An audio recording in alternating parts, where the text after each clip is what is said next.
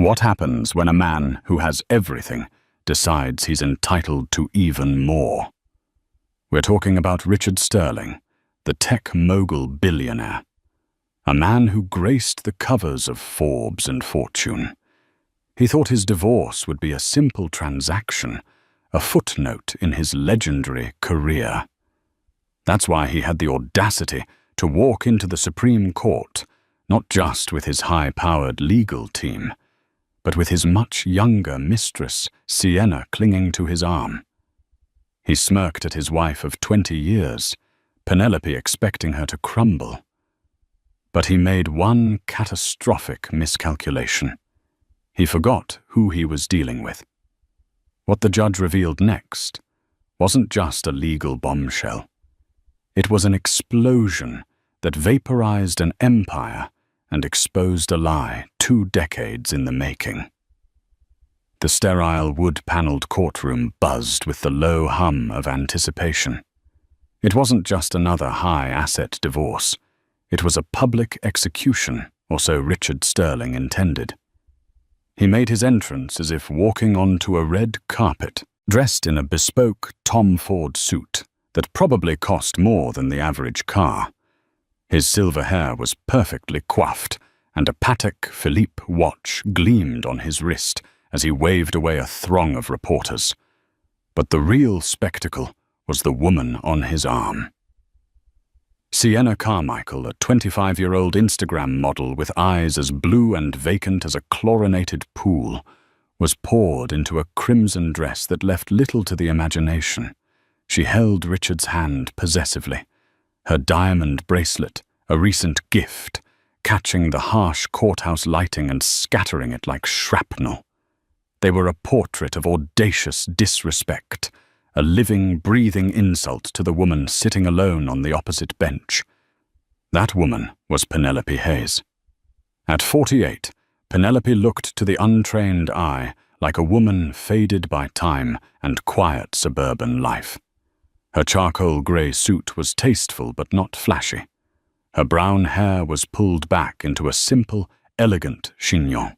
She wore no ostentatious jewelry, only the thin gold wedding band that now felt like a shackle.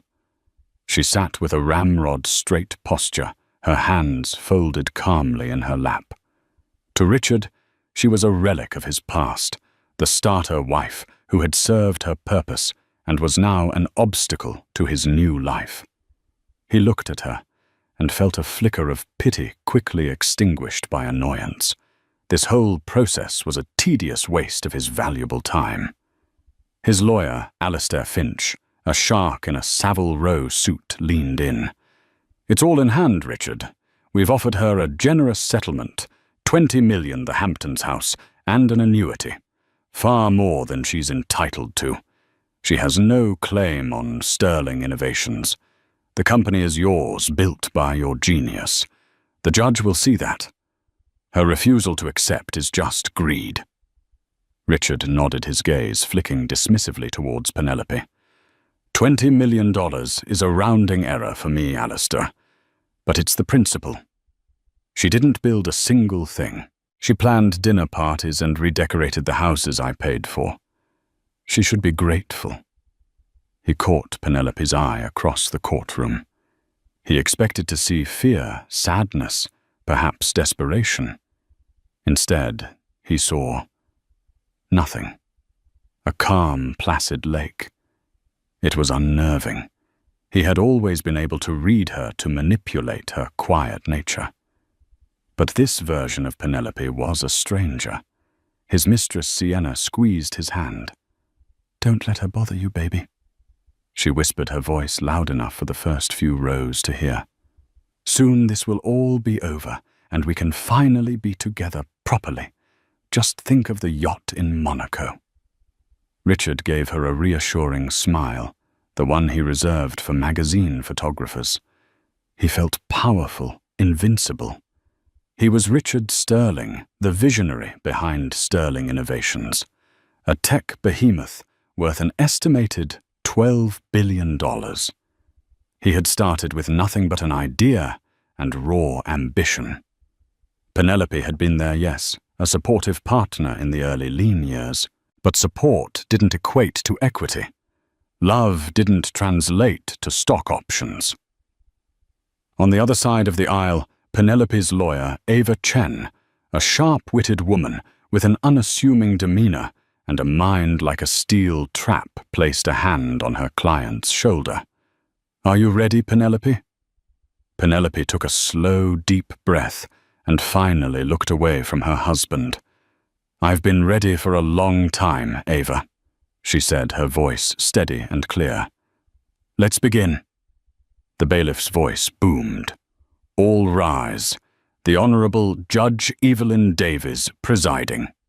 A stern, intelligent-looking woman in her late 60s took the bench.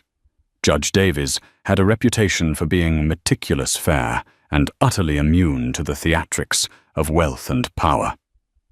Her eyes scanned the room, lingering for a moment on Richard and Sienna, a flicker of something unreadable in her expression, before settling on the documents before her.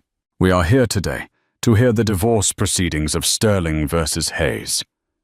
Judge Davies began, her voice cutting through the tension. "Mr. Finch, you may begin." Alistair Finch stood up, radiating confidence. He launched into a grand narrative of Richard Sterling, the self-made titan of industry. He painted a picture of a man who worked 100-hour weeks, who risked everything on a dream, while his wife enjoyed the fruits of his labor. He presented Penelope as a traditional homemaker who, while appreciated for her domestic contributions, had no role, no input, and no legal claim on the colossal enterprise that was Sterling Innovations. "Your Honor," Finch concluded with a flourish, "Mr. Sterling, in his immense generosity, has made an offer that far exceeds the legal requirement for a spouse in her position. We ask the court to validate this settlement and finalize this dissolution so both parties can move on." Judge Davies listened patiently, her face impassive. When Finch sat down, she turned her gaze to the other table.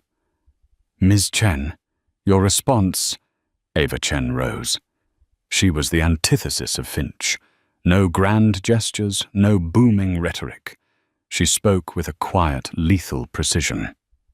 "Your Honor," she said calmly, "we reject Mr. Sterling's generous offer. We reject it not because it is insufficient, but because it is based on a fundamentally false premise." A murmur went through the courtroom. Richard shifted in his seat, a frown creasing his brow. Finch jumped to his feet. "Objection. Ms. Chen is casting aspersions. The premise is fact.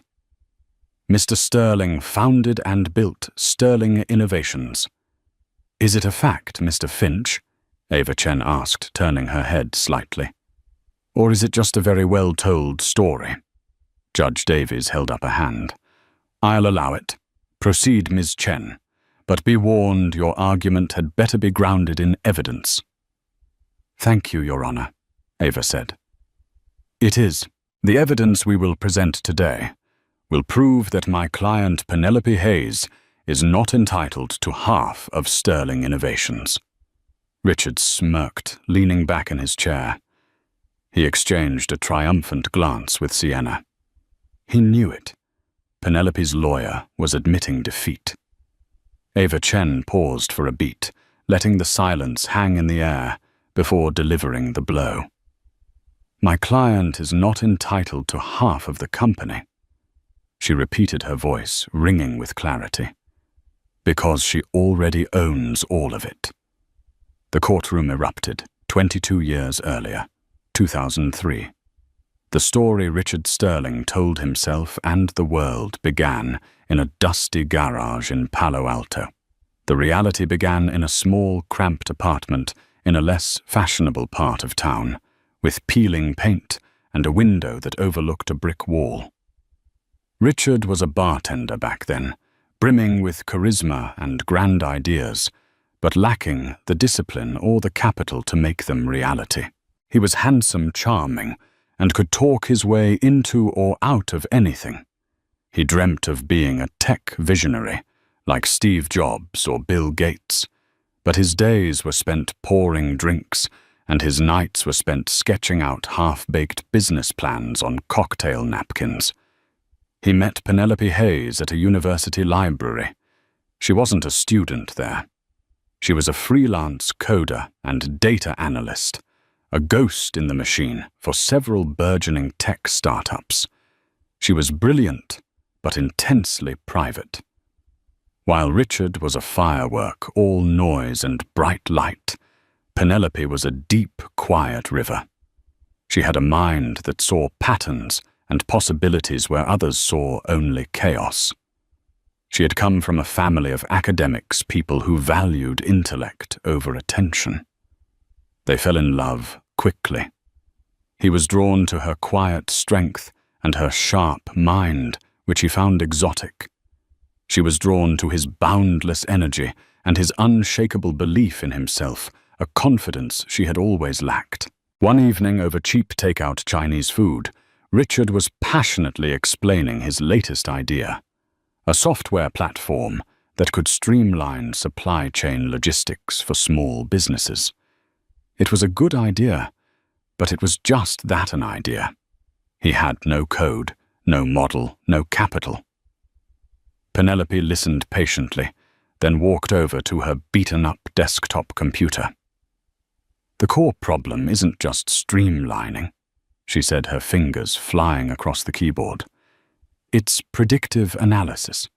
You need a system that doesn't just track inventory, but predicts demand based on dozens of variables, market trends, weather patterns, social media sentiment. That's the real value." Over the next 6 months, while Richard continued to work at the bar, Penelope dedicated herself to building the foundation of that system. She wrote the core algorithm, a piece of code so elegant and powerful it was years ahead of its time. She worked late into the night, fueled by coffee and a silent, burning ambition of her own. She called the project Nexus. The problem, as always, was money. They needed servers, patents, a small office, and at least one other programmer. They were flat broke. "We could try to find venture capitalists," Richard suggested, frustrated. "But they'll want 80% of the company before we've even started." That's when Penelope revealed her secret. "My parents," she began hesitantly. "They weren't wealthy, but they were very careful. They left me a trust fund when they passed away. It's managed by Morgan Stanley." Richard's eyes widened. "A trust fund, Penny? Why didn't you tell me how much?" "It's significant," she said. "Around $2 million. But there are conditions. My father was very protective. The trust was structured so that the capital could only be used for a business venture where I was the sole proprietor. He didn't trust anyone else with my future." Richard's face fell. His dream right there, but locked behind a door he couldn't open. Sole proprietor, so. "I'm out." Penelope looked at him, at the man she loved, whose ambition she wanted to nurture. She saw his charisma, his ability to sell a vision, to be the face of an enterprise in a way she never could be. She hated public speaking, hated networking. He thrived on it. They were two halves of a whole. She had a plan that was both a loving sacrifice and a masterfully strategic move. "No," she said softly. "Not out. We form the company, a Delaware C Corp, legally on all the incorporation documents filed with the state. I will be listed as the 100% shareholder funded directly from the trust as per its bylaws. This satisfies the legal requirement of the trust." She paused, taking his hands. "But publicly, Richard, it will be your company. We'll call it Sterling Innovations. You will be the CEO, the president, the chairman. You will be the face and the voice. We'll draw up a private internal agreement just between us. It will state that you are the acting CEO, granted a generous salary and a significant performance-based bonus structure tied to the company's growth. We'll even call your bonus profit sharing, so you feel like an owner. But the equity, the actual ownership, that has to remain with me to unlock the funds. Richard was hesitant. So I'd be an employee. Your employee. The word tasted like ash in his mouth. You'd be the leader, she corrected gently. The visionary. No one ever has to know about the legal structure. This is just paperwork to satisfy my father's lawyers. In the real world, in the press to our future employees, you are the founder. I'll stay in the background as Chief Technology Officer, maybe. I prefer the work anyway, not the spotlight. It's the only way, Richard. It's our only path. Blinded by the sudden proximity of $2 million and the promise of his name in lights, Richard agreed. He saw it as a temporary legal hurdle, a formality. In his mind, his vision and her money were merging. Over time, that distinction would blur until it vanished completely. They signed 2 sets of documents that week. The first were the public-facing incorporation papers for Sterling Innovations, which listed Richard Sterling as CEO and president. The second was a deeply confidential ironclad private agreement drafted by the trust's attorneys. It explicitly stated Penelope Hayes was the sole capital contributor and 100% owner of all shares, and that Richard Sterling was an employee at will, granted the title of CEO. It was notarized and filed away in a safe deposit box at a bank managed by the trust. And so Sterling Innovations was born. Fueled by Penelope's capital and built on the foundation of her code, but with Richard Sterling's name on the door. He was a brilliant salesman, and he sold the story of the self-made man to the world, and eventually even to himself. The first 10 years were a whirlwind of success. Richard, freed from financial constraints and powered by Penelope's revolutionary software, was unstoppable. He was a master at networking, at wooing investors for secondary rounds of funding, all of which were legally structured as debt financing or non-voting shares to avoid diluting Penelope's sole ownership, and at building a cult of personality around himself. He was the charismatic genius on the cover of magazines. Penelope, meanwhile, willingly took a back seat. She led the tech development team, working quietly and diligently out of the spotlight. She was listed on the company website as head of R&D. Most employees saw her as the quiet, slightly awkward wife of the brilliant boss. They had no idea that the entire infrastructure they worked on was the product of her mind. When they married 2 years after founding the company, she took his last name for social purposes, but legally remained Penelope Hayes on all her financial and corporate documents, a detail Richard found sentimental and never questioned. Their marriage was for a time a partnership. He was the rocket fuel, she was the guidance system. But as the company's valuation soared from millions to billions, the balance of power in their relationship began to shift, at least in Richard's mind. He started to believe his own press. He forgot the cramped apartment, the trust fund, the private agreement. He remembered only his speeches, his deals, his triumphs. He saw Penelope not as his partner, but as part of his domestic support system. The woman who ran their sprawling Atherton mansion, who raised their 2 children, who organized the charity galas that burnished his public image. Her role as head of R&D became more of an honorary title in his eyes. He promoted others above her men who were good at corporate politics, and slowly she retreated further from the day-to-day operations, focusing on long-term strategy and new tech incubation from her home office. A gilded kin he had built for her. The first major crack appeared 5 years ago. Richard, drunk on power and adulation, began to change. He became dismissive, arrogant, and cruel in small ways.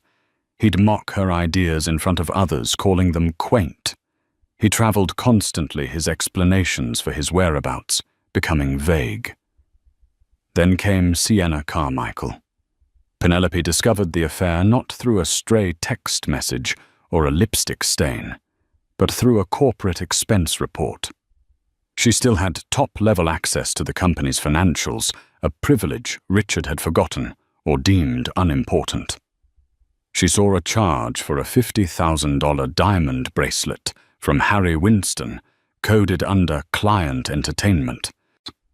A few clicks later, she saw charges for suites at the Four Seasons in Paris, private jet charters to St. Bart's, a lease on a penthouse apartment on Park Avenue, all billed to Sterling Innovations, all for a client named Sienna Carmichael.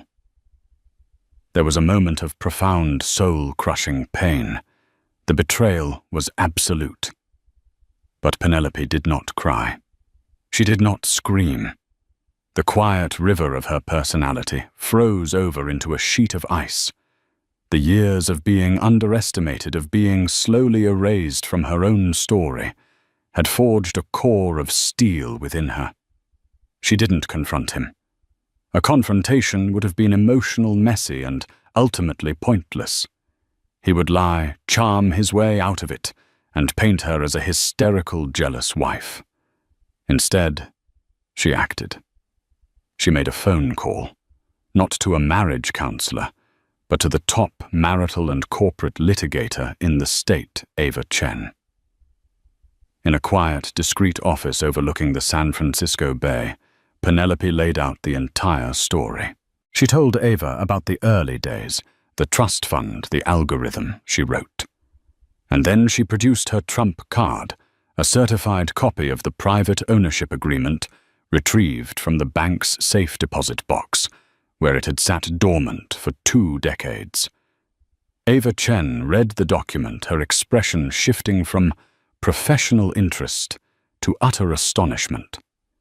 She looked up at the quiet, dignified woman sitting opposite her. She wasn't just looking at a wronged wife. She was looking at the sole, undisputed owner of a multi-billion-dollar corporation who had been living as a ghost in her own machine. He's been using corporate funds to finance his affair. Penelope stated, her voice devoid of emotion. He's diluted the company's value with his recklessness and his ego. This document is ironclad, Penelope. Ava said, her mind already racing through the legal possibilities. The terms of the trust, the source of the capital, the notarized signatures. There is no ambiguity here. You own Sterling Innovations, all of it. I know, Penelope replied. When he asked for a divorce a month ago, he told me he would be fair. He offered to let me keep the house he thought he paid for. A humorless smile touched her lips. I think it's time we corrected the narrative. The strategy was set. They would let Richard file first. They would let him and his shark, Alistair Finch, lay out their entire case based on the public story. They would let him walk into court with his mistress on his arm, the pinnacle of his hubris. They would give him all the rope he needed, and then, with one simple, undeniable document, they would let him hang himself. For the next 6 months, Penelope played the part of the broken, defeated wife. She was quiet, acquiescent. She moved into the guest wing of the mansion. Richard saw it as her slow acceptance of the inevitable. He had no idea he was a king, living on borrowed time in a castle that had never been his. Back in the courtroom, the shockwave from Ava Chen's declaration, "My client already owns all of it," had subsided into a tense, disbelieving silence. Alistair Finch was on his feet, his face flushed with anger. Your Honor, this is outrageous. It's a desperate theatrical ploy. We have 2 decades of public records, tax filings, EC documents that list Mr. Sterling as the chairman and primary stakeholder. Is Ms. Chen suggesting these are all fraudulent, not fraudulent, Mr. Finch? Ava replied calmly. Just incomplete. They tell a story, but not the whole story. With the court's permission, I'd like to call Mr. Richard Sterling to the stand. Judge Davies nodded. Mr. Sterling, please approach. Richard walked to the witness stand, a look of profound irritation on his face. This was a circus. He shot a venomous glare at Penelope, who met his gaze without flinching. Ava Chen approached the stand. Mr. Sterling, thank you for your time. Let's start at the beginning. You are credited as the founder of Sterling Innovations. Is that correct? That is correct, Richard said, his voice booming with authority. And you founded it in 2003 out of your garage with nothing but an idea and a dream. Yes, it's a well-documented story. Indeed, Ava said, picking up a file. Let's talk about the initial capitalization. A dream is wonderful, Mr. Sterling, but a company requires capital. Where did the initial seed money come from? Richard hesitated for a fraction of a second. I secured private funding from personal savings and family loans. Family loans, Ava pressed. Could you specify which family members your parents were of modest means? And you were a bartender at the time, correct? I had savings, he snapped. This was over 20 years ago. I don't recall the exact details. Let me help you, Ava said, her voice turning sharp. Isn't it true that the initial capital infusion into the corporate account for Sterling Innovations on May 12, 2003, was a single wire transfer in the amount of $2 million? Richard's eyes narrowed. That sounds approximately correct. And isn't it true, Ava continued, walking towards the clerk, that this wire transfer did not come from your personal account or from any of your family members, but rather from a trust account managed by Morgan Stanley, an account held in the name of one Penelope Hayes? She handed a document to the clerk. Your Honor, I submit as Exhibit A a certified statement from Morgan Stanley detailing the 2003 transfer. Judge Davies examined the document. Alistair Finch rushed over to look at it, his face paling slightly. This money was a gift, Richard stammered from the stand. A gift from my then-girlfriend to help start my company. She believed in me. A gift, Ava mused. A $2 million gift with no paperwork. That seems unlikely. But let's move on. Let's talk about the core product. The Nexus logistics algorithm that was the foundation of the company's success. You've often referred to it as your brainchild. I conceived of the platform, Richard said defensively. I set the vision. But you didn't write the code, did you, Mr. Sterling? You have no programming background. I had a team. And who led that team? Who wrote the initial 70,000 lines of code for the base algorithm? Ava asked. Richard fell silent. He glanced at Penelope, who was watching the exchange with the quiet intensity of a hawk. You don't know, do you? Ava pressed. The person who wrote that code was Penelope Hayes. She worked for 18 hours a day for 6 months in your tiny apartment to build the very engine of the company you call yours. Objection, Finch shouted. Relevance. This is ancient history. It is the most relevant history there is. Your Honor, Judge Davies said, her eyes fixed on Richard. Objection overruled. Answer the question, Mr. Sterling. Penelope. She handled the technical side. Richard mumbled, his voice losing its confident timbre. That was her role. Her role, Ava repeated. And what was your role exactly besides setting the vision? I was the CEO. I built the business. I made the deals, hired the people. I put us on the map. He boomed, his frustration boiling over. That company is worth $12 billion because of me. So you believe you are entitled to the fruits of that success? Absolutely 100%. Thank you, Mr. Sterling, Ava said softly. You've been very clear. She walked back to her table as Richard, fuming, stepped down from the stand. He thought he had weathered the storm. He thought it was just a pathetic attempt to embarrass him. He sat down next to Sienna and took her hand, trying to project an aura of calm control. He was still the king. Ava Chen stood and addressed the judge. Your Honor, Mr. Sterling's testimony has been illuminating. He believes the company is his because he was the public face, the deal-maker. He has conveniently forgotten who provided the seed capital and the foundational technology. But feelings and public narratives are not what matters in this court. Legally binding agreements are. She picked up a single leather-bound document from her table. Mr. Sterling mentioned that Penelope's $2 million was a gift. That is false. It was an investment from her family trust, an investment that came with strict, non-negotiable conditions. The primary condition was that Penelope Hayes must be the sole legal proprietor of any venture funded by it. Alistair Finch laughed out loud, a short, sharp, disbelieving bark. This is absurd. If such a thing were true, there would be a document.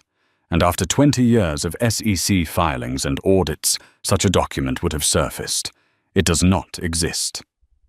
Ava Chen looked at him, a slight, almost pitying smile on her face. Oh, but it does exist, Mr. Finch, she said. It has simply been waiting for the right moment to be seen. She walked towards the judge's bench, the leather-bound document held in her hand, like a sacred text. Your Honor, I present Exhibit B, the private shareholder and executive employment agreement for Sterling Innovations, dated May 14, 2003, executed by the attorneys of the Hayes Family Trust. The room fell into a deathly silence. Every eye was on that document. Richard Sterling stared at it, his mind refusing to process what was happening. That forgotten piece of paper, that formality from 2 decades ago. It couldn't be. This document, Ava announced, her voice resonating in the still air, was a precondition for the release of the trust funds. It stipulates in clear, unambiguous language that 100% of the founding shares of Sterling Innovations are the sole property of Penelope Hayes. It further stipulates that Mr. Richard Sterling is appointed as Chief Executive Officer, an employee at will for a designated salary and a performance-based bonus package. She handed the document to Judge Davies. It is signed, Your Honor, by Penelope Hayes and by Richard Sterling. The silence in the courtroom was so profound, it felt like a physical weight. All the air had been sucked out of the room. Richard Sterling sat frozen in his chair, his face a mask of chalky disbelief. The bravado, the arrogance, the smug certainty, it all evaporated in an instant, replaced by a raw, primal panic. His eyes were wide, fixed on the document now in Judge Davies's hands, as if it were a venomous snake. Sienna Carmichael beside him finally seemed to grasp the magnitude of what was happening. Her perfectly manicured hand slipped from Richard's arm. The billionaire she had attached herself to was suddenly looking small. Alistair Finch, for the first time in his illustrious career, was utterly speechless. He looked from Ava Chen's calm, triumphant face to his client's crumbling facade. He had been played. He had built his entire case on a foundation of sand, and the tide was now coming in. Judge Davies spent what felt like an eternity examining the document. She read every line, her expression unreadable. She turned the pages slowly, her gaze lingering on the final page with the 2 signatures, side by side, from a different lifetime. One Penelope's was neat and precise. The other, Richard's, was a confident, flamboyant scrawl, the signature of a man who believed he was signing a mere formality on his way to greatness. Finally, she looked up, her eyes sweeping over the courtroom before landing squarely on Richard. "Mr. Sterling," she said, her voice devoid of any warmth, "is this your signature?" She had the clerk carry the document over to the defense table. Richard stared at it. He couldn't deny it. It was his. He remembered that day now, a vague, hazy memory of signing a stack of papers in a stuffy lawyer's office. He had been so focused on the $2 million on the future on the name Sterling Innovations that the fine print had seemed irrelevant. Penelope had told him it was just a legal hoop to jump through for her family's trust. He had trusted her, or rather, he hadn't cared enough to distrust her. I signed it," he stammered, his voice a hoarse whisper. But it was a formality, an understanding. The company was always meant to be mine. An understanding does not supersede a legally binding contract. "Mr. Sterling," Judge Davies said sternly, "especially not one drafted by trust attorneys and executed as a condition of a multi-million-dollar investment. This document is not an understanding. It is an instrument of ownership." She turned to Alastair Finch. "Miss Finch, do you have any evidence to refute the validity of this agreement?" Finch, pale and flustered, could only shake his head. "No, Your Honor. We were unaware of this document's existence." The admission was a death knell for his case. Judge Davies leaned forward, her gaze withering. "Then let me be perfectly clear for everyone in this room. The story of the self-made man, Richard Sterling, is a fiction. A compelling fiction, but a fiction nonetheless. The evidence presented today is irrefutable. The seed capital for Sterling Innovations came from a trust belonging solely to Penelope Hayes.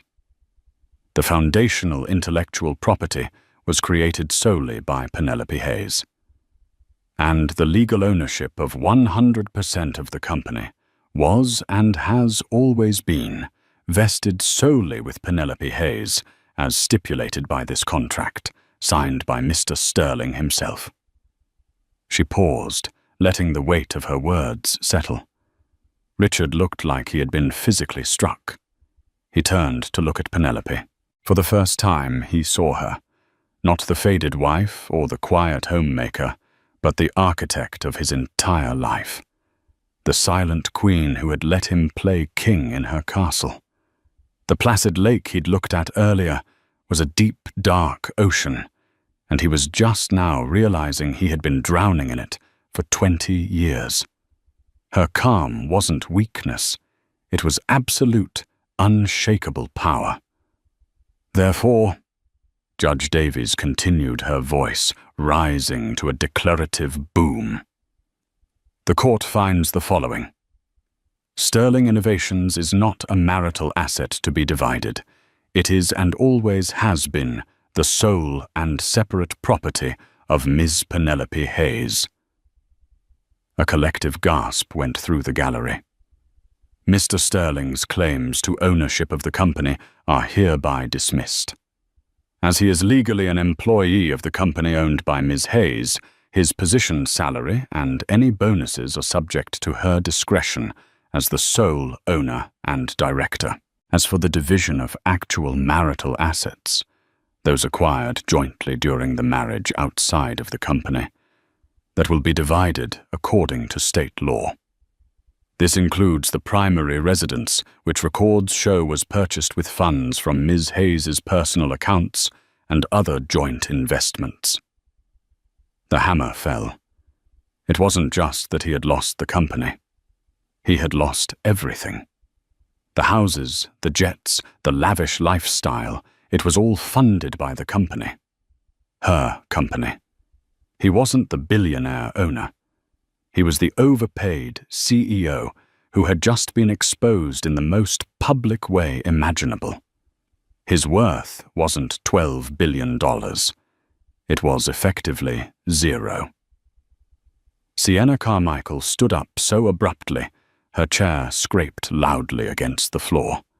Without a word, without a single backward glance at the man whose fortune had just vanished, she turned and walked briskly out of the courtroom, her red dress a retreating flag of surrender. The diamond bracelet on her wrist, purchased with corporate funds, now belonged to the woman she had sneered at.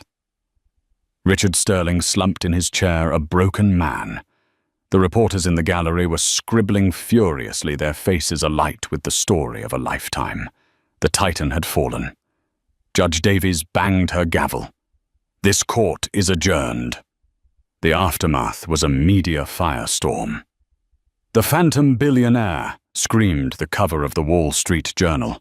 "How the CEO's wife was the secret owner all along," read the headline in the New York Times. Richard Sterling's fall from grace was brutal, public, and absolute. He became a cautionary tale, a punchline in late-night monologues. The man who had it all and flew too close to the sun, only to discover the sun was never his to begin with. Stripped of his corporate credit cards, his chauffeured Maybach, and his access to the private jet, he was adrift. Alistair Finch dropped him as a client the next day. His powerful friends stopped returning his calls. He was a pariah. The final divorce settlement left him with a fraction of what he had expected his personal effects, and a small portion of a joint savings account. It was more money than most people see in a lifetime, but for a man accustomed to billions, it was poverty. The day after the verdict, Penelope Hayes walked through the gleaming glass doors of the Sterling Innovations headquarters in Silicon Valley. She was no longer dressed in the muted tones of a courtroom observer. She wore a sharply tailored power suit in a deep shade of sapphire blue, her hair down her stride, confident and purposeful. The lobby fell silent as she entered. Employees who had only ever seen her as the boss's wife at company picnics now stared in awe and confusion. She didn't pause. She walked directly to the bank of private elevators, used her old R&D keycard, which still granted her top-level access, and ascended to the top floor.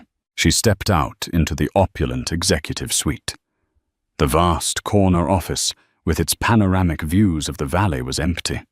The personal effects, the framed magazine covers, featuring his face, the photos of him with world leaders, the gaudy sculptures had already been boxed up and removed. All that remained was the desk. Her desk. She walked over and ran a hand over the smooth, polished wood.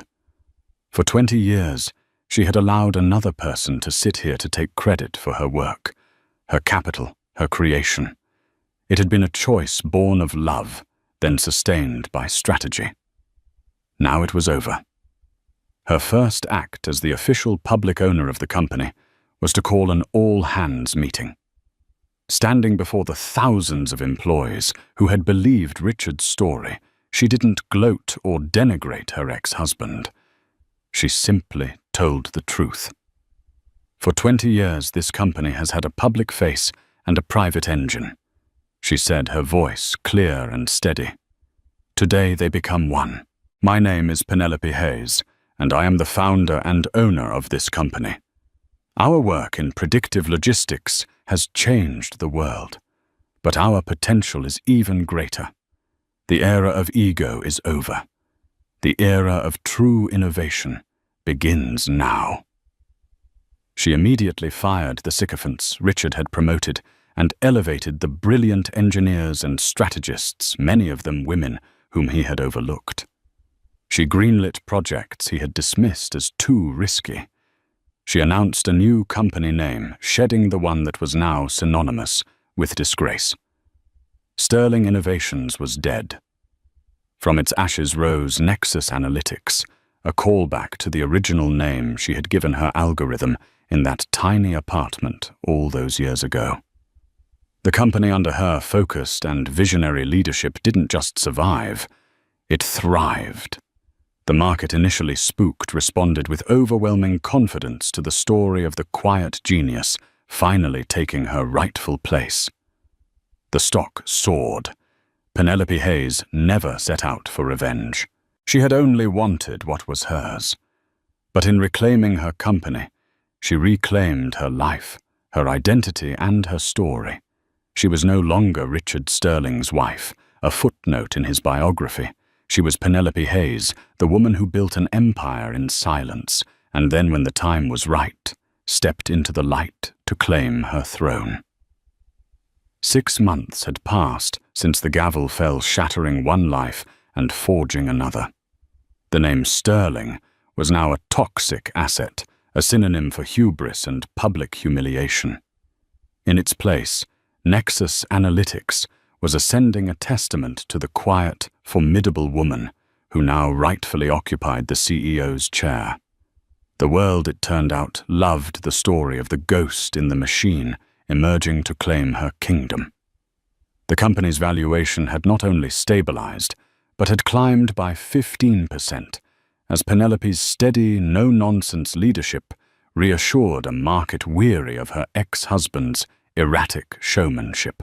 From her office on the 50th floor, Penelope Hayes looked out over the sprawling Silicon landscape.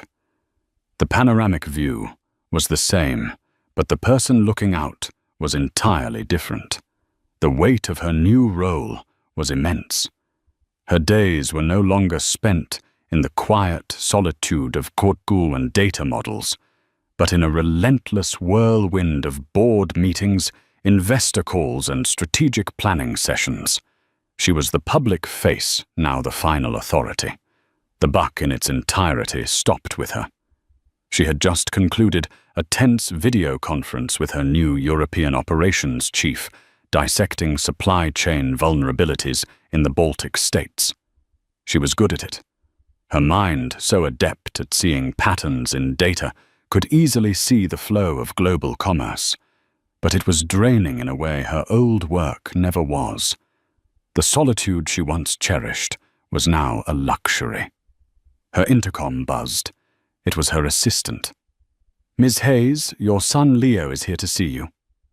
A rare, genuine smile touched Penelope's lips. "Send him in, please." Leo, her 20-year-old son, walked in.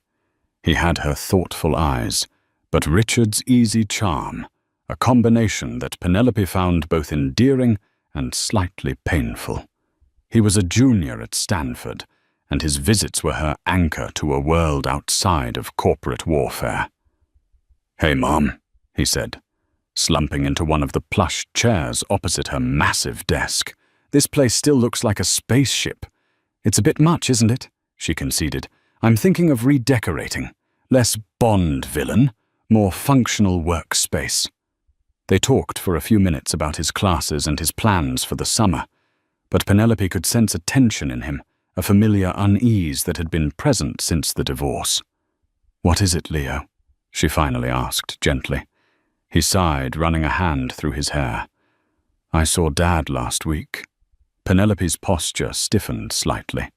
She made it a point never to speak ill of Richard to their children Leo and his younger sister Clara. She wanted them to form their own opinions, but it was difficult. "How is he?" she asked, her voice neutral. "He's different," Leo said, struggling for the right words. "He's living in a condo in Russian Hill. It's nice, but it's not, you know. He talks a lot. About you. About the past." Leo hesitated, then looked at her directly. "Mom, he says you planned it all from the beginning, that you set him up, let him build everything just so you could take it away. He's telling everyone who will listen that he's the victim."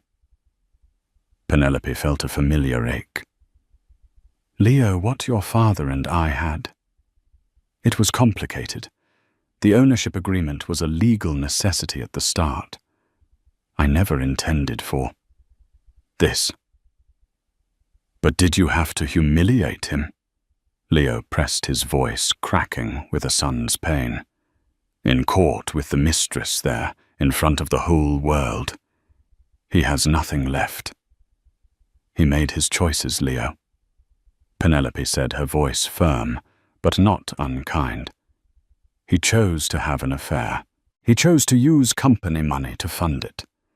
He chose to file for divorce and try to leave me with a pittance of what we built. He chose to walk into that courtroom holding her hand.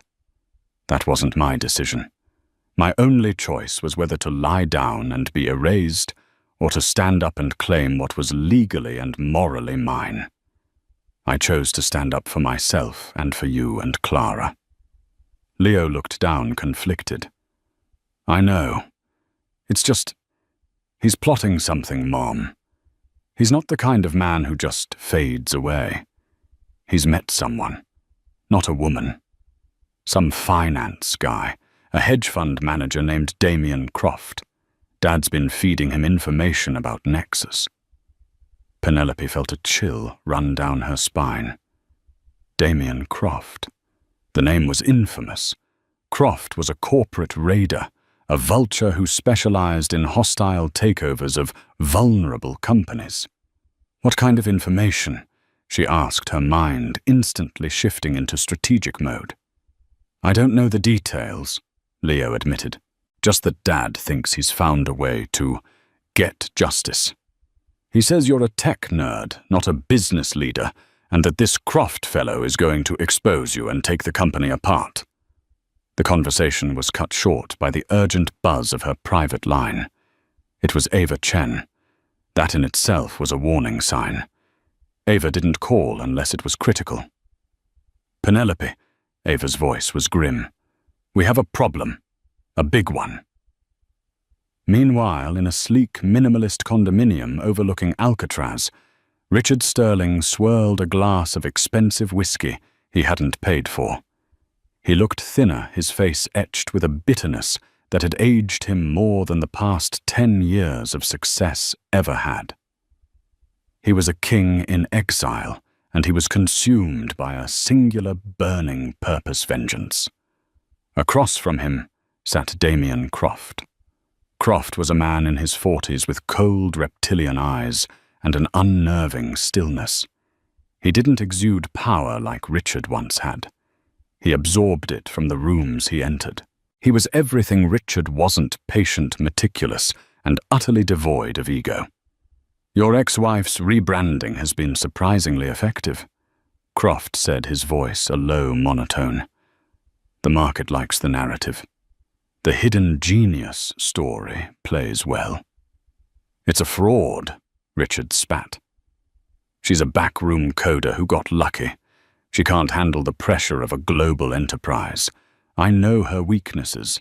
I built that company's infrastructure. I know where the stress points are. For the past 3 months, Richard had been Croft's oracle. He had detailed every acquisition, every international deal, every piece of corporate debt Richard had taken on during his aggressive expansion phase. He painted a picture of a company stretched thin, a house of cards built by his own daring, now being managed by a timid amateur. Her biggest weakness, Richard continued, leaning forward with a conspiratorial gleam in his eye, is that she despises debt. She's risk-averse. I took on billions in leveraged financing to fund the Asian expansion. She never approved. The covenants on those bonds are complex. If the company's bond rating slips even a single grade, it triggers massive penalty clauses. Pressure it, and the whole thing will start to creak. Croft listened, absorbing every word. My fund has been acquiring that debt quietly for months. He revealed a faint smile, touching his thin lips. We now hold a controlling interest in Nexus Analytics' corporate bonds, over 60% of them. Richard's eyes widened. You do? Yes, Croft said. And tomorrow, we will be making a public tender offer to buy the company. It will be a lowball offer, of course. She will reject it. But the offer itself, combined with our position as her primary creditor, will be enough to spook the ratings agencies. We will issue a statement questioning her leadership and the company's future profitability. When the rating slips, the penalties kick in. The stock will plummet. Then we make our real move. Richard felt a surge of euphoric power he hadn't felt in months. He was back in the game. He was pulling the strings. "She won't see it coming," he whispered, a giddy, vicious smile spreading across his face.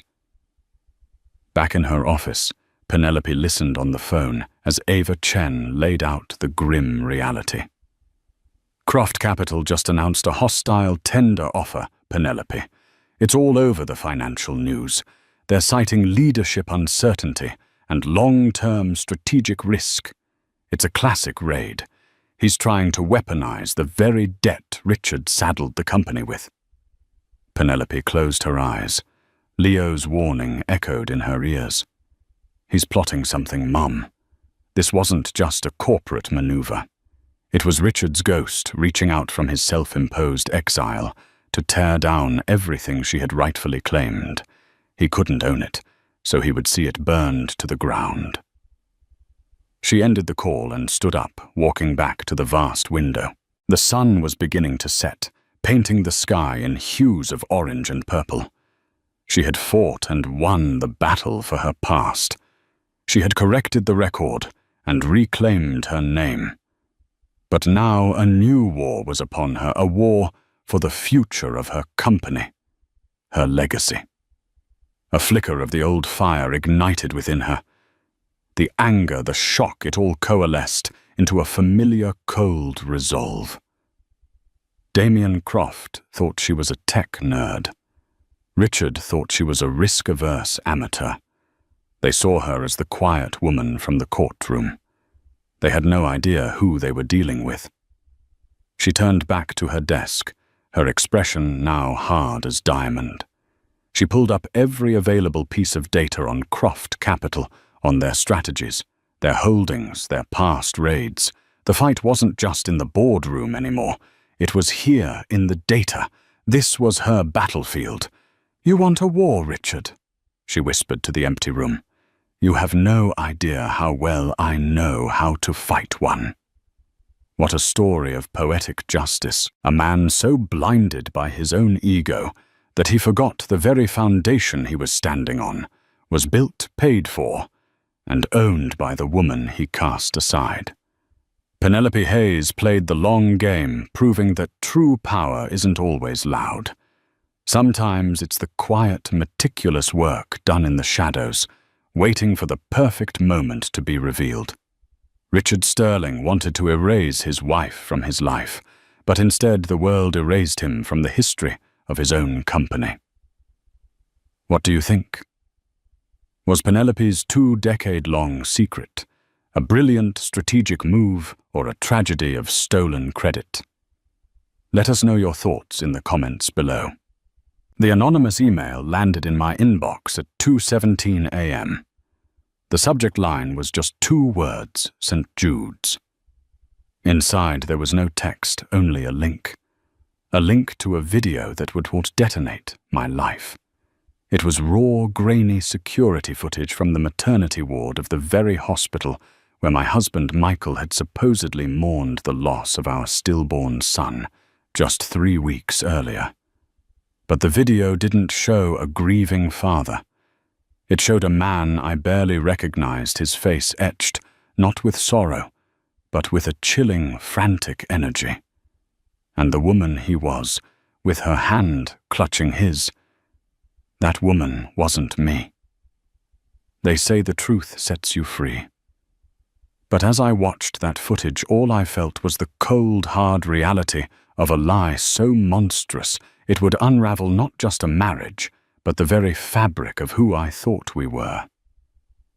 My world, the one I had so meticulously curated, was painted in shades of beige and pottery barn. It was a world of scented candles, Sunday brunches, and the soft cashmere-wrapped dream of impending motherhood. Michael and I were that couple, the ones whose Christmas cards made other people vaguely resentful. He was a successful architect, all sharp lines and even sharper suits, with a smile that could disarm a hostile boardroom. I was a freelance graphic designer, a profession that allowed me the flexibility to nest, to obsess over paint swatches for the nursery, and to scroll endlessly through baby name forums. Our life in our sprawling suburban home just outside of Austin, Texas, was a testament to shared ambition, and I thought shared love. We'd met in college, a whirlwind romance that had settled into the comfortable rhythm of a decade-long marriage. We'd weathered his demanding career, my brief but intense flirtation with opening a bakery, and the quiet, creeping anxiety of trying for a baby. When the 2 pink lines finally appeared on the pregnancy test, it felt less like a surprise and more like a hard-won victory. Michael had wept. He'd dropped to his knees and pressed his ear to my still flat stomach, whispering promises to our unborn child. He was an exemplary, expectant father. He assembled the crib with an engineer's precision, attended every Lamaze class, and learned to expertly massage my swollen ankles. He'd talk to my belly for hours, telling our son, whom we'd already named Caleb, about the world he was about to enter. The pregnancy was, for the most part, idyllic. I'd lean into the stereotype craving pickles and ice cream, and Michael would dutifully make midnight runs to the 24-hour grocery store. Our friends Mark and Sarah, who had 2 boisterous toddlers of their own, would watch us with a knowing, almost pitying fondness. "Just you wait," Mark would chuckle, ruffling Michael's hair. "Sleep now. You'll thank me later." The first fissure in our perfect world appeared so subtly, I almost missed it. It was a Tuesday afternoon, about a month before my due date. Michael called, his voice strained. "Sweetheart, I have to fly out to Chicago. A last-minute thing with the Harrison project. A major investor is threatening to pull out." Chicago now. I'd asked, a knot of disappointment tightening in my chest. We had a birthing class that evening. "I know, I'm so sorry, Amelia. I wouldn't go if it wasn't a 5-alarm fire. I'll be back Thursday, I promise. I love you. I love you both." He was so convincing, so genuinely apologetic, that I'd pushed my unease aside. It was his job. It was our future. But then, a few days after he was supposed to have returned, I was scrolling through Instagram. A girl I'd gone to college with, a bubbly blonde named Chloe Jenkins, who now worked in PR in Chicago, had posted a story. A picture of a crowded, trendy cocktail bar, the kind with Edison bulbs and artisanal gin, and there in the background, unmistakable even in the blurry periphery, was Michael. He was laughing, his head tilted back, a drink in his hand. He wasn't in a suit. He was wearing a casual Henley, the one I always said brought out the blue in his eyes. And his arm was draped casually around the shoulders of a striking redhead I'd never seen before. My blood ran cold. I took a screenshot, my fingers trembling. When I confronted him, showing him the picture, he didn't even flinch. He looked at me with those earnest blue eyes and laughed. A short, dismissive sound. "Amy, sweetheart, you're seeing things. That's not even me." "Michael, I know what you look like. It's a blurry photo. It's some guy who looks like me." "And Chloe? You know, she's always been a bit of a drama queen. Probably just trying to stir something up." He pulled me into a hug, stroking my hair. "You're hormonal, baby. It's okay. I was in meetings the entire time. I was miserable. I missed you and Caleb every second." He was so good. So plausible. He showed me his expense reports. A string of Uber rides to a bland corporate office park, a dinner for one at a generic steakhouse. He had an answer for everything. I wanted to believe him. The alternative was a chasm I wasn't ready to face. So I let it go. I told myself I was being paranoid, that the stress of the impending birth was making me irrational. I deleted the screenshot. I apologized. And I tucked the incident away in a dark corner of my mind, a place I refused to visit. 2 weeks later, I went into labor. It was premature, a full 3 weeks early, but the doctors at St. Jude's Medical Center weren't overly concerned. The contractions came hard and fast. Michael was by my side, a rock. He held my hand. He breathed with me. He whispered encouragement. He was the perfect husband, the perfect father-to-be. The hours blurred into a haze of pain and fear. There were complications. The baby's heart rate was dropping. The calm, reassuring voices of the nurses started to take on a sharper edge. The room filled with more people. I remember the anesthesiologist's kind eyes, the cold sting of the epidural. I remember the doctor, a woman with a stern but compassionate face, saying, "We need to get him out now." Then nothing. A black, empty void. I woke up in a quiet, dimly lit room. The first thing I noticed was the silence. The rhythmic beeping of the monitors was gone. The bustling energy of the labor ward had been replaced by a heavy, oppressive stillness. Michael was slumped in a chair by my bed, his face buried in his hands. His shoulders were shaking. "Michael?" My voice was a dry, raspy whisper. He looked up, and his face broke me. It was a mask of utter devastation. His eyes were red-rimmed and hollow. Tears streamed down his cheeks unheeded. "He's gone, Amy." He choked out, his voice thick with a grief so profound it seemed to suck the air from the room. "Caleb, he didn't make it." The words didn't compute. They were just sounds, meaningless syllables that my brain refused to assemble into a coherent thought. I looked down at my body, at the flat expanse of my stomach beneath the thin hospital blanket. The life that had been there, the kicks and flutters that had become the rhythm of my days, was gone. The doctor came in and explained it in gentle clinical terms. Placental abruption, a rare catastrophic event. There was nothing anyone could have done. It was no one's fault. They were so sorry for my loss. The days that followed were a blur of unimaginable pain. I was a ghost, haunting the corridors of my own life. The nursery, once a room of joyful anticipation, became a mausoleum. Every tiny onesie, every perfectly folded blanket was a dagger to my heart. Michael was my shadow, my keeper. He handled everything.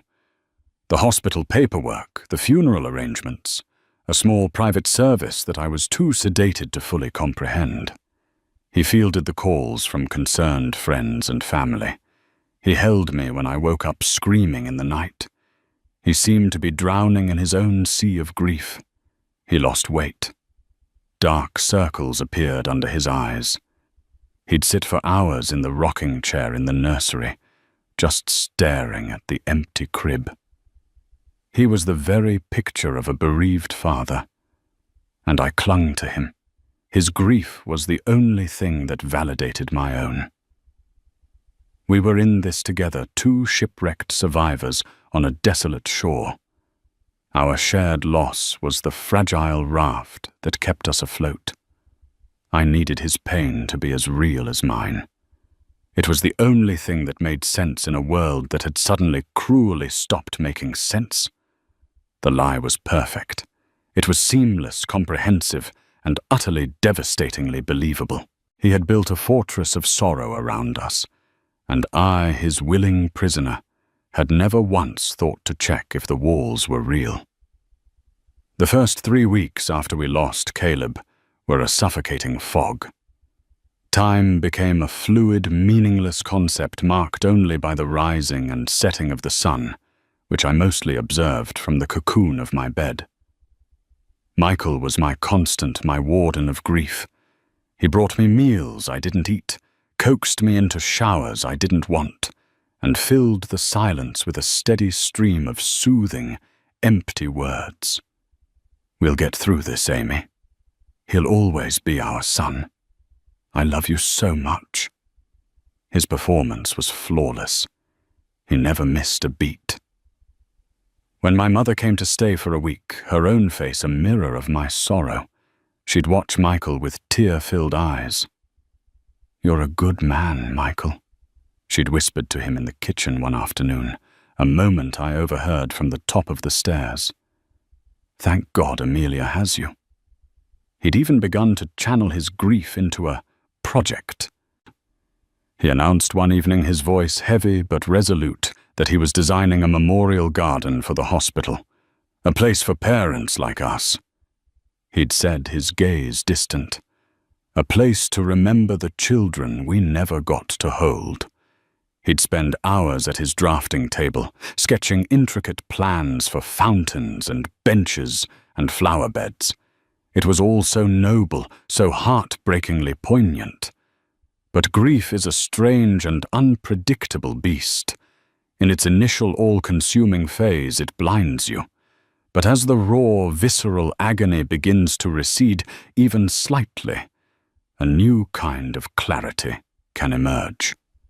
Your senses, dulled by shock, slowly begin to sharpen. You start to notice things, small things, inconsistencies. The first crack was small, almost imperceptible. It was a bill, an itemized statement from the hospital. I'd found it in the mail which Michael had taken to sorting through before I saw it. "To protect you from any unnecessary stress," he'd said. This one had apparently slipped through his filtration system. I scanned the list of charges, a morbid curiosity compelling me to relive the trauma in black and white. Anesthesia, operating room fees, pharmacy. And then a line item that made me pause. NICU, level 3 care, 3 days. NICU, neonatal intensive care unit. I frowned. Why would Caleb have been in the NICU? The doctor had been clear. It was a stillbirth. He was gone before he was born. There was no care, intensive or otherwise. I assumed it was a clerical error, a common enough occurrence in the bureaucratic labyrinth of healthcare. But the detail lodged itself in my mind, a tiny burr under the skin. The second crack appeared a few days later. Sarah, my best friend, came over bearing a casserole and a bottle of wine she knew I wouldn't drink. She sat with me on the couch, letting the silence hang comfortably between us, before she finally spoke. "How are you really?" she asked, her voice gentle. I gave her my standard, non-committal answer. "Getting by." She nodded, her eyes full of a sympathy that for the first time felt a little off. There was something else there, a hesitation, a flicker of pity. No, that wasn't it. It was something closer to discomfort. "Amy," she began, choosing her words carefully. "When Michael called us from the hospital, he was a wreck. Mark and we wanted to come right away, but Michael was so insistent. He said you didn't want to see anyone, that you needed space." "I did," I said, my voice barely a whisper. I couldn't face anyone." "I get that," she said quickly. "Of course I do." But he said something else. Something odd. I waited, my body tensing. "He said that they had Caleb on life support," she said, her brow furrowed in confusion. "He said you were both just waiting, making a decision. He was asking Mark about what that was like to let go." The casserole on my lap suddenly felt like a lead weight. Life support, A decision. This was a narrative I hadn't heard, a version of the story that diverged wildly from the one I had been told. He must have been confused. I said the words, tasting like ash in my mouth. He was in shock. We all were. Of course, Sarah said immediately, backing down, sensing my distress. That must be it. Oh, Amy, I'm so sorry. I shouldn't have even brought it up. It's just... it stuck with me. But it stuck with me, too. It joined the NICU charge, another piece of a puzzle I didn't know I was solving. That night I couldn't sleep. The image of Michael on the phone with Mark, fabricating a story about our son on life support, played on a loop in my head. Why? Why would he lie about something so specific, so sacred? Was his grief so profound it had created false memories? Or was it something else, the memory of the Instagram photo from Chicago, the one I had so willingly dismissed, resurfaced with a vengeance? The laughing man with his arm around the redhead. You're hormonal, baby. It's some guy who looks like me. My hands started to tremble. I slipped out of bed, careful not to wake Michael, who was sleeping soundly, a picture of peaceful exhaustion. I tiptoed into his home office, the room where he was designing his memorial garden, a sanctuary of his supposed sorrow. My heart was hammering against my ribs, a frantic drumbeat in the silent house. I didn't know what I was looking for. I just knew I had to look. His laptop was closed on his desk. I opened it. It was password protected, of course. I tried our anniversary. Nothing. I tried my birthday. Nothing. I tried Caleb. The screen unlocked. A wave of nausea washed over me, using our dead son's name as a password. The thought was both sickening and, in a twisted way, perfectly in character with the grieving father he was pretending to be. His email was already open. I felt a pang of guilt, a lifetime of respecting his privacy, warring with the gnawing suspicion that was now consuming me. I clicked on his sent folder. There were emails to contractors about the memorial garden, emails to his colleagues, thanking them for their condolences. And then I saw it. A thread of emails with a woman named Jenna Reed. My breath hitched. The redhead from the Instagram photo. The emails went back months. They started professionally enough, something about a joint project between his firm and hers in Chicago. But the tone quickly shifted. They became familiar, flirty, intimate. They talked about meeting for drinks for dinner. They talked about her recent divorce. They talked about how alive he felt when he was with her. I scrolled down, my vision blurring with tears. The dates were a brutal chronological indictment. There was an email from the day he'd supposedly flown to Chicago for his 5-alarm fire meeting. From Michael Davenport to Jenna Reed. Subject: on my way, wheels up. Can't wait to see you. Counting the minutes. Ditch the boring conference dinner tonight. I found a place I think you'll love. And then I found the emails from the week Caleb had died. He'd been emailing her from the hospital, while I was in labor, while I was in surgery, while I was lying in a drugged haze, believing he was by my side, drowning in grief. From Michael Davenport to Jenna Reed. Subject: it's happening. Amelia's in labor. It's early. This is it. Talk soon. Then a few hours later.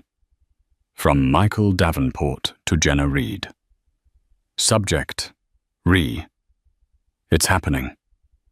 It's a nightmare here. Complications. Don't know what's going on. I'll call you when I can.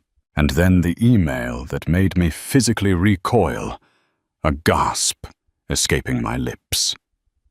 It was sent the morning after I'd been told our son was gone. From Michael Davenport to Jenna Reed. Subject: I need you. It's over. He didn't make it. It's for the best. I know we talked about this, the timing. It would have been impossible, but God, Jenna, it's still... I can't explain it. She's a mess. I have to be the strong one here. I have to play the part. But all I can think about is you. All I want is to be with you. This whole thing, it just makes me realize I can't live this lie anymore. As soon as I can, I'm coming to you. It's for the best. The timing. It would have been impossible. I have to play the part. The words swam before my eyes. The fortress he had built crumbled around me, and I saw the lie for what it was. It wasn't about shared grief. It was about an affair. It was about an exit strategy. The death of our son wasn't a tragedy he was enduring with me. It was a complication he was managing. A messy, loose end he needed to tie up so he could move on to his new life, his new woman. The NICU charge. The story about life support to Sarah and Mark. It all clicked into place with sickening clarity. These weren't the ramblings of a grief-stricken mind. They were lies. Scaffolding to support a bigger, more monstrous lie. He needed a story that was dramatic, that required his constant attention, that isolated me, and made him the heroic, grieving husband. A story that bought him time. My grief, which had been a raw, open wound, was suddenly eclipsed by a rage so white-hot, it was almost dizzying. The man sleeping in my bed, the man whose tears I had wiped away, the man whose hand I had clung to, as if it were a lifeline, was a stranger, a monster. I closed the laptop, my movements stiff and robotic. I walked out of the office and back into our bedroom. I stood by the bed, looking down at his sleeping face. He looked so peaceful, so innocent, and I felt a chilling, terrifying calm settle over me. The fog had lifted, and in its place was a cold, hard certainty. I didn't know what the full truth was, but I was going to find out. And I was going to burn his world to the ground. It was in this state of cold fury in the dead of night, fueled by betrayal and a desperate need for irrefutable proof, that I did something I never would have imagined myself capable of. I thought about the hospital, St. Jude's, a place of immense pain, but also a place with answers. I thought about the inconsistencies, the lies. And I thought about the one thing that doesn't lie. Cameras. I sent an anonymous email to a local investigative journalist, a woman named Isabella Rossi, whose work I'd followed, known for her tenacity in uncovering institutional malfeasance. And then I sent another one from a different burner account to a victims' rights group that specialized in medical negligence. I didn't know what would come of it, but I had planted a seed. I had lit a match. Now all I could do was wait for the explosion. It came a week later in the form of that 2:17 a.m. email. The one with the subject line, St. Jude's. The one with the link that would change everything. I clicked it, and my world went from a nightmare into a living hell. The video player loaded a stark white box against the dark screen of my laptop. There was no sound, just the silent, unblinking eye of a security camera. The timestamp in the corner read 8:14 p.m. on the day Caleb died. The angle was from high in a corner, looking down on a section of a hospital corridor. It was unmistakably St. Jude's. The same pale green walls, the same polished linoleum floors I had stared at in a daze. The sign on the wall was blurry, but I could make out the letters NICU. My heart hammered against my ribs. This is it. A nurse in blue scrubs walked briskly past the camera. A doctor followed a moment later. Then from the left of the frame, Michael appeared. My Michael.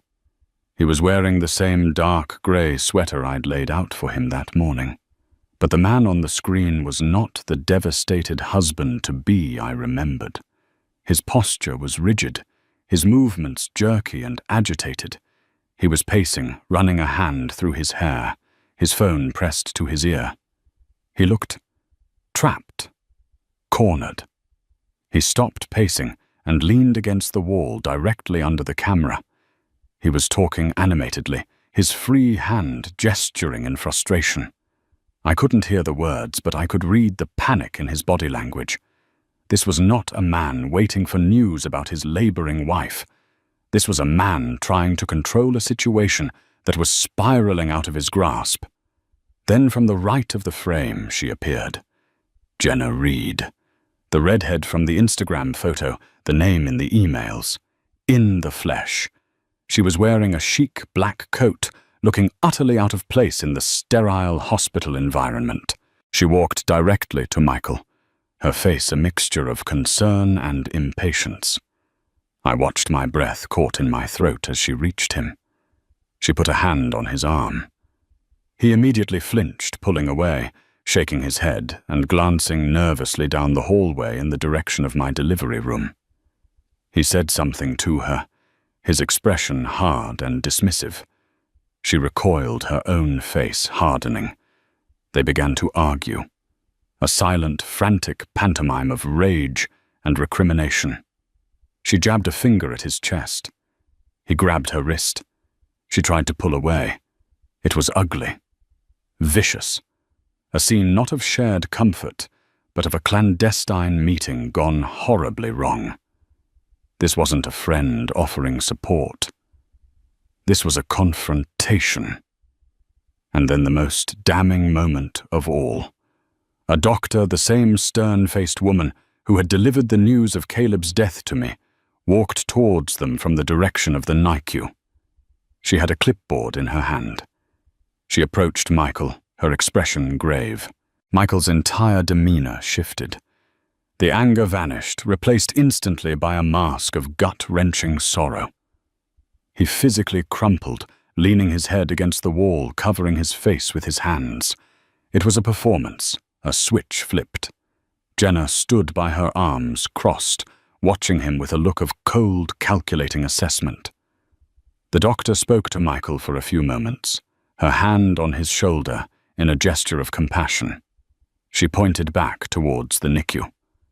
Michael shook his head vehemently.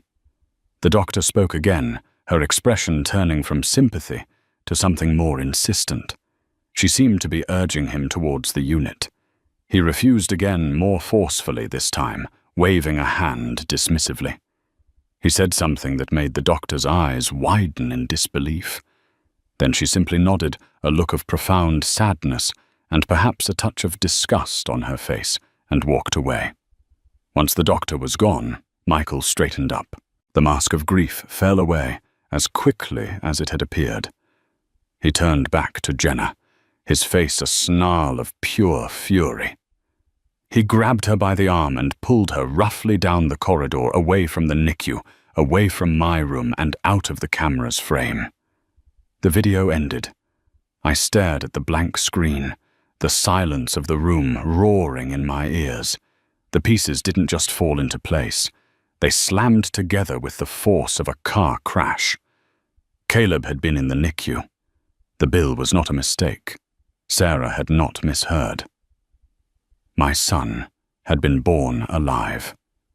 He had been alive, and he had been fighting for his life in a glass box just down the hall, and my husband, his father, had been in the corridor, arguing with his mistress.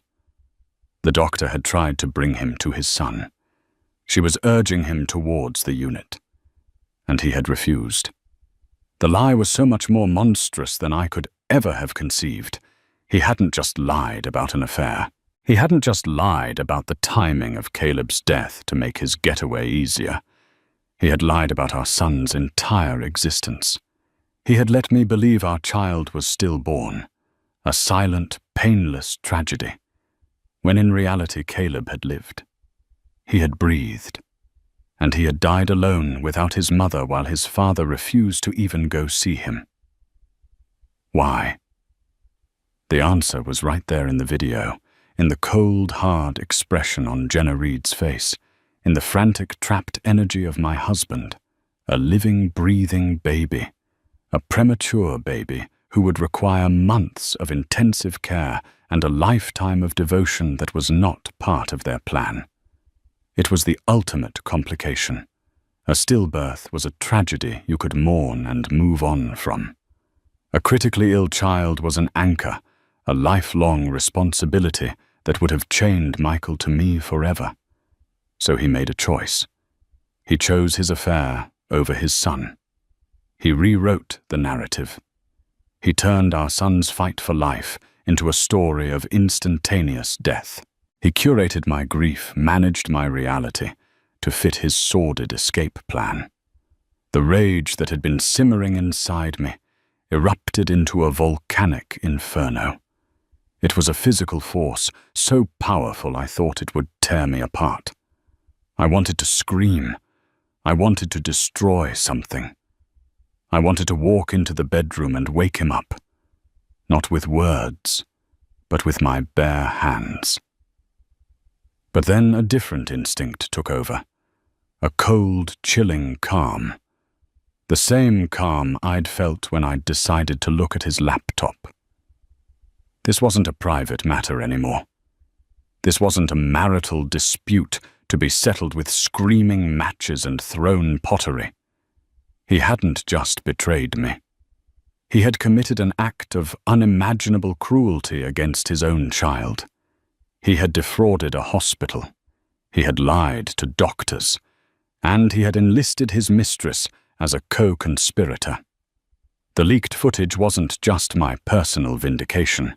It was evidence. I forwarded the email with the video link to Isabella Rossi, the investigative journalist.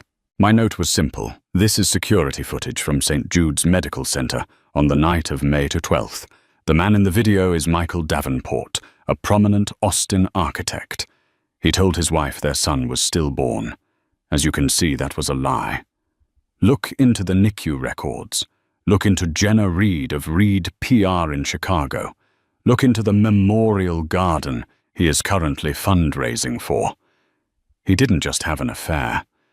He let his son die alone to save it.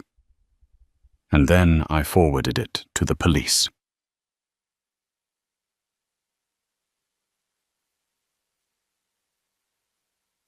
The story broke 2 days later.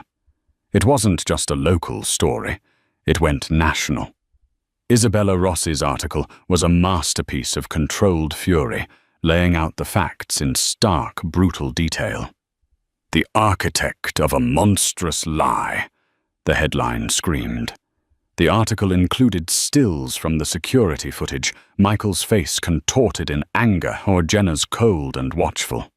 It detailed the timeline, the emails, the hospital bill, the confirmation from anonymous sources at St. Jude's that baby boy Davenport had indeed spent 72 hours in the NICU before succumbing to complications of his premature birth. They had tried repeatedly to get the father to come and see the child, to authorize certain procedures, but he had been unreachable or unwilling to engage. The public response was instantaneous and savage. The story was a perfect storm of infidelity, betrayal, and the ultimate parental sin. Michael became a villain of almost cartoonish proportions overnight. His face was everywhere, on cable news, on tabloid websites, on social media feeds. The name Michael Davenport became synonymous with narcissistic cruelty. His firm fired him, issuing a public statement denouncing his deplorable and unethical personal conduct. The fundraising page for the memorial garden was taken down, but not before screenshots circulated online, a testament to his staggering hypocrisy. People found his social media, his firm's page, my own long-dormant accounts. The comments were a torrent of hatred. Monster. Psychopath. I hope he rots in hell. Jenna Reed was not spared. Her PR firm's website was flooded with one-star reviews. Her professional headshot was juxtaposed with the grainy security footage, still of her watching Michael's fake breakdown. She was branded the home-wrecking ghoul. Her career was incinerated in a matter of hours. I watched it all unfold from the guest room of Mark and Sarah's house. I had packed a single bag the morning after I saw the video and left before Michael woke up. I left my wedding ring on the pillow next to his head. I didn't leave a note. The entire world was about to leave him a note. My own role in the story was that of the tragic victim. The media painted me as the poor, grieving mother doubly betrayed by her monstrous husband. My photo, a smiling, pregnant shot from my Instagram, was splashed everywhere. I received an outpouring of sympathy from strangers around the world. It was surreal and strangely numbing. Their pity felt as distant and impersonal as their rage towards Michael. The only thing that felt real was the new agonizing truth about my son. Caleb. He had lived. He had a birth date and a death date. He had been a person in the world, however briefly. And this new knowledge brought with it a new kind of grief. It was sharper, more defined. I wasn't just mourning the loss of a dream anymore. I was mourning a real boy, a boy whose father had discarded him like a piece of trash. A few days after the story broke, Michael was arrested. The charge wasn't murder or anything as dramatic as the online mob wanted. It was fraud. He had knowingly provided false information to the hospital, leading them to misclassify the death and issue an incorrect death certificate. There were also questions about medical decisions that were delayed or not made because of his refusal to engage. It was a messy, complex legal situation, but for now, the fraud charge was enough to hold him. I saw his mugshot online. The handsome, charming architect was gone. In his place was a hollow-eyed, unshaven man with a haunted, terrified expression. He looked broken, but I felt nothing. No pity, no satisfaction, just a vast, cold emptiness. The unveiling was complete. The perfect life, the perfect husband, the perfect grief, it had all been a lie. And now the truth in all its ugly, brutal glory was out for the world to see. I had gotten the truth. I had gotten my revenge. But as I sat in that quiet guest room, surrounded by the wreckage of my life, I had to face the terrifying question of what came next.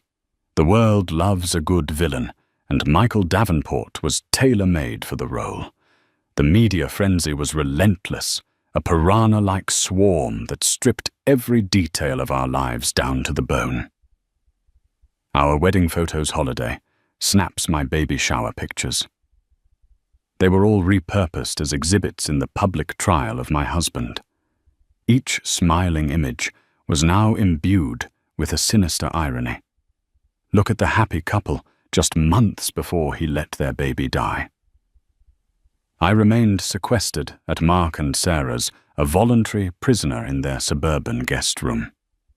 They were magnificent, acting as gatekeepers against the world.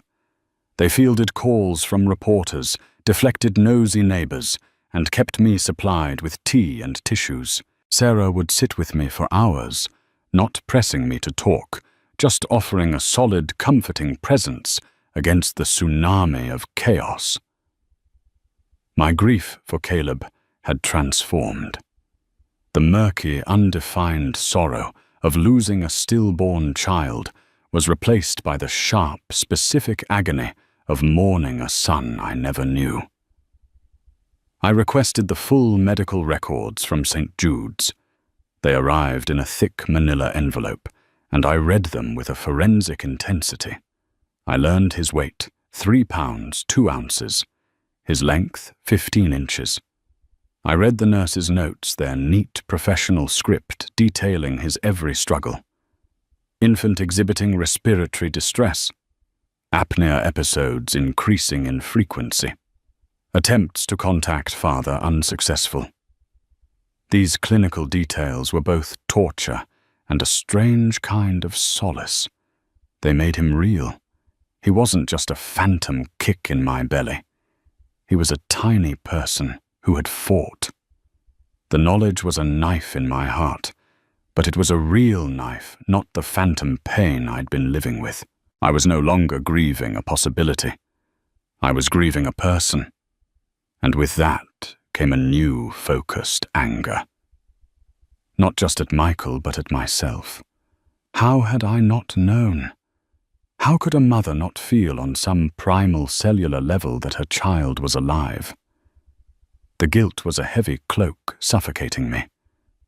Michael denied bail due to being a flight risk, and the sheer public outrage languished in county jail. His high-powered family in Connecticut hired a top-tier legal team led by a shark of a defense attorney named Marcus Thorne, who immediately went on the offensive. Thorne's strategy was clear paint Michael not as a monster, but as a man who had suffered a profound psychological break. Mr. Davenport was under unimaginable stress. Thorne declared on the courthouse steps, his voice oozing sincerity. The impending birth, the pressures of his career, and a marriage that was already quietly fracturing led to a dissociative episode. He created a false narrative, not out of malice, but because his mind simply could not cope with the reality of his son's critical condition. This is not a case of fraud. It's a case of profound mental trauma. It was a brilliant, insidious defense. It attempted to reclaim the narrative of grief that Michael himself had so expertly woven. I watched the press conference on TV, a bitter laugh escaping my lips. A psychological break. He hadn't had a break. He'd had a plan. The emails to Jenna were proof of that. Speaking of Jenna, she had vanished. Her social media was deleted, her firm's website was offline, and her office was shuttered. The press couldn't find her. But the police did. She was located in a luxury spa resort in Arizona, having fled Chicago the day the story broke. They brought her back to Austin for questioning. She was not charged with a crime, she had broken no laws, but she was a material witness, and facing the ruin of her career and the full force of public condemnation, she decided to save herself. She made a deal with the prosecutors for immunity in exchange for her testimony. Her deposition was leaked to the press, of course. Every sordid detail. She recounted how she and Michael had met, the thrill of their affair, their shared fantasy of a future together. And then she came to the part about the baby. According to Jenna, the pregnancy had been a crisis point. Michael had assured her he would leave me, but the baby complicated everything. Her version of events painted Michael as weak and indecisive a man, panicking as his carefully compartmentalized life began to converge. He told me the baby would trap him, her deposition read. He said that if the baby was born healthy, he'd never be able to leave. The guilt would be too much, the societal pressure too great. We were in the hotel in Chicago when Amelia went into labor. He was a mess. He kept saying, "This is a disaster. This ruins everything." The most chilling part of her testimony concerned the hours at the hospital. She admitted to going there to confront him, to demand he make a choice. And she described the moment he learned Caleb was alive, but critically ill. He came out of the delivery area, and his face was white, she stated. He said, "It's alive, but it's sick. They don't think it's going to make it." And then he looked at me, and I saw a look in his eye. It was cold, calculating. He said, this could be a way out, a clean break. He decided right then and there. He told me the plan he would tell Amelia the baby was stillborn. He said it would be kinder that way. A quick, tragic end instead of weeks or months of false hope.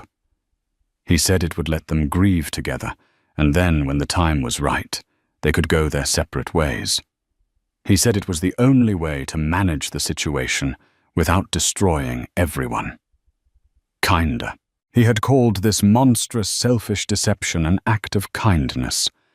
He had appointed himself the arbiter of my grief, the editor of my reality, to facilitate his escape into a new life. Jenna's testimony destroyed Marcus Thorne's psychological break defense. This wasn't a man unmoored from reality. This was a man executing a premeditated, cold-blooded plan. The fallout from Jenna's deposition was a second explosion ripping through what little was left of our social circle. People were forced to take sides. My side was easy: the wronged wife, the grieving mother. His was impossible. His friends, his colleagues, even some of his family publicly disavowed him. He was utterly alone. One evening, Mark came into the guest room, a grim look on his face.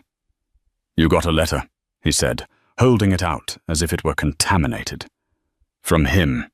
It was sent here from his lawyer." I took it from him, my hand steady. I hadn't heard a single word from Michael since I'd left. No calls, no texts, no emails. Just the public pronouncements of his lawyer.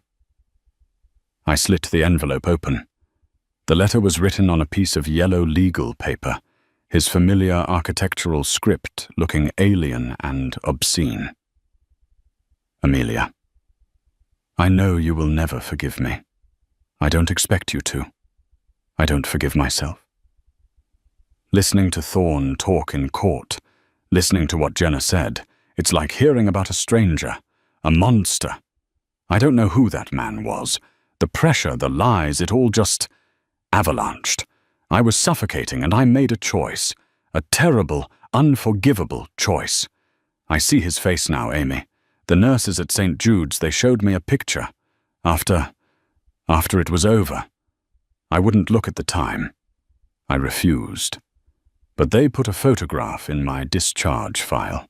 I found it when I was looking for paperwork for Thorne. I've been looking at it every night here in my cell. He looked like you. He had your nose. I destroyed everything. I destroyed you. I destroyed our son. I destroyed myself. I know sorry is a pathetic, meaningless word. It's an insult. But it's the only one I have. Don't let this destroy you. Please. You are a good person. You deserved a good life, a good husband. You deserved to be Caleb's mother. And I stole that from you. Michael. I read the letter twice. There was no rage left in me. No fire. Just a profound, bone-deep weariness. His apology, his self-pity, his supposed realization, it was all too little too late. It was the pathetic whimper of a man who had been caught. He wasn't sorry for what he did. He was sorry for the consequences. He looked like you. He had your nose.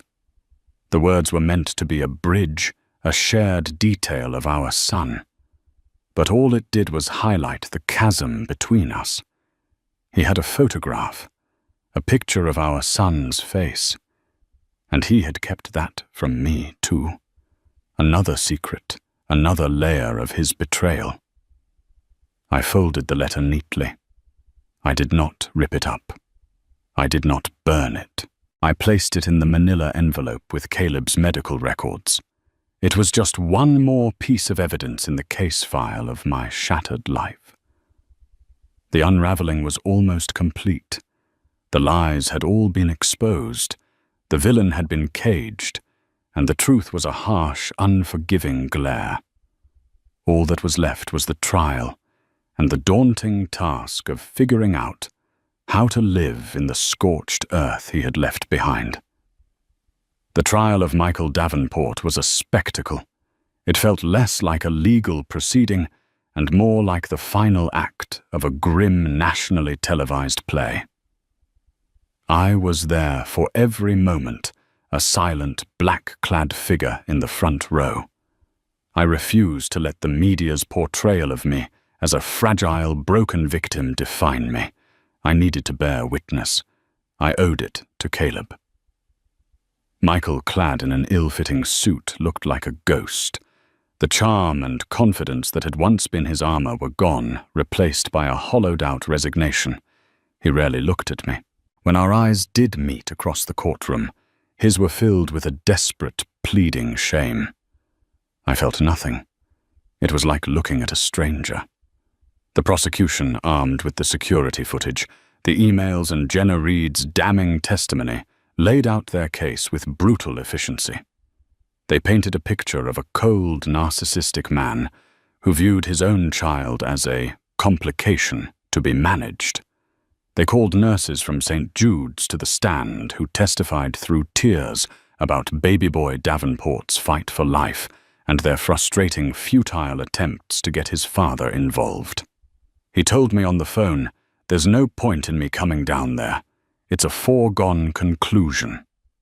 One veteran NICU nurse testified, her voice thick with contempt. "I've been doing this for 30 years.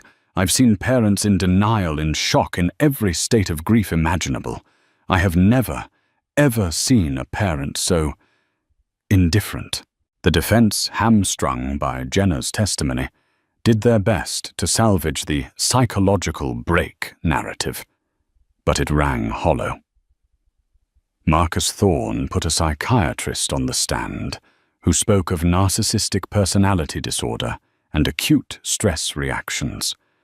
But under cross-examination, even he had to admit that Michael's actions, the meticulous lies, the cover-up, the manipulation of me demonstrated a high degree of planning and cognitive function, not a break from reality. The moment that will forever be seared into my memory was when the prosecution introduced the photograph of Caleb into evidence, the one Michael had mentioned in his letter. They had retrieved it from his files. An evidence technician projected it onto the large screens in the courtroom. And there he was, my son.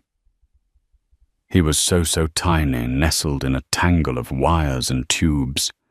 His skin was translucent, his eyes were closed, and his tiny chest was still. But he was beautiful. He was perfect. He had my nose, and a shock of dark hair, just like Michael's. A sound escaped my lips, a raw, guttural sob that I couldn't contain. The courtroom, which had been buzzing with whispers, fell utterly silent. In that moment, he was not baby boy Davenport, the tragic figure in a news story. He was Caleb, my Caleb, and the world was finally seeing him. I saw Michael crumple at the defendant's table, his face in his hands, his shoulders shaking with silent, racking sobs. For the first time, his grief looked real, but it was a selfish grief. Grief for himself, for the life he'd lost, the man he'd failed to be. It had nothing to do with the tiny boy on the screen. The jury was out for less than 2 hours. The verdict was guilty. Guilty of felony fraud. Guilty of reckless endangerment. The judge, a stern, no-nonsense woman, delivered the sentence a week later. She spoke directly to Michael, her voice dripping with scorn. "You did not just lie, Mr. Davenport," she said, her eyes boring into him. "You constructed an alternate reality of unimaginable cruelty. You weaponized your wife's grief and love for you to cover your own pathetic infidelities. You treated the life and death of your own son as an inconvenience to be managed. Your crime is not just against the state or the hospital.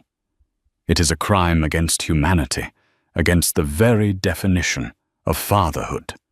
It is one of the most profound acts of narcissistic cruelty I have ever witnessed from this bench. She sentenced him to the maximum possible term, 10 years in state prison. A gasp went through the courtroom. 10 years. It was a harsh sentence for fraud, but it was clear the judge was sentencing the moral crime, not just the legal one.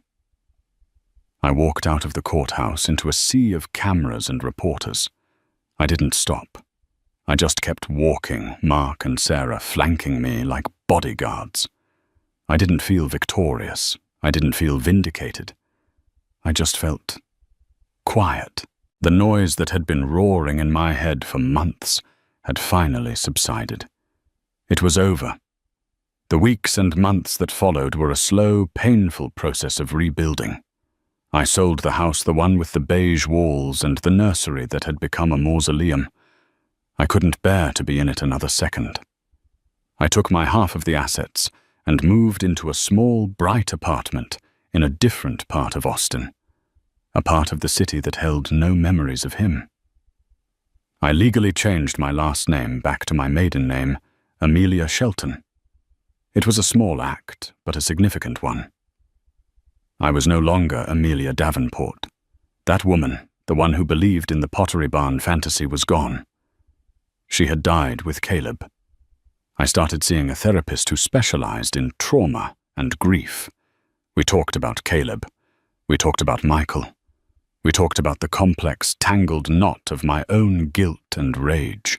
She helped me understand that I couldn't have known that I was the victim of a master manipulator, and that my body and mind, under the trauma of childbirth and what I believed was catastrophic loss, had been in survival mode. I never spoke to Michael again. His lawyers reached out regarding the divorce proceedings, which were swift and uncontested. He signed everything, gave me everything I asked for. It was his final futile act of penance.